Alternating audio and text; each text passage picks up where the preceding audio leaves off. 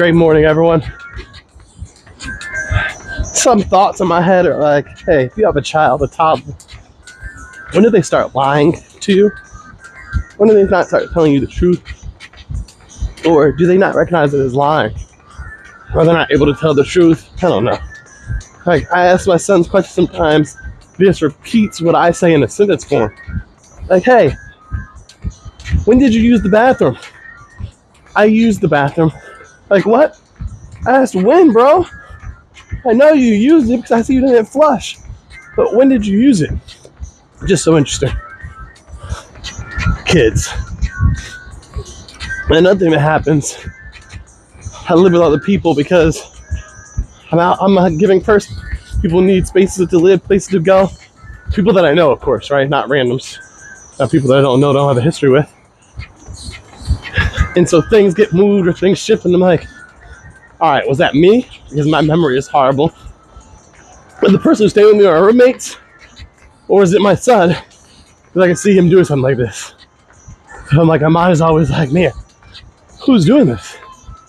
Because like I go through my head, I'm like, if I possibly could have, I said, okay, I could have done that. But no, I didn't do it. And it's like, that person close to me is simply my son. He'd be like, hey, did you do this? But like I said, sometimes he doesn't answer the question. He just restates the question in a sentence. And then when I ask people to live with me, roommates, and I'm like, but I can't get a hold of them, or I'm like, this isn't a question I need to bother them with right now because now this is going to happen. It's just for me, my curiosity, just for me to know. So yeah, it's living with a child who can speak but doesn't have the full control of the English language is always so interesting. But yeah, it's morning time. Can't see the sun, but the sun is out. Or we can't feel the sun, but the sun is out.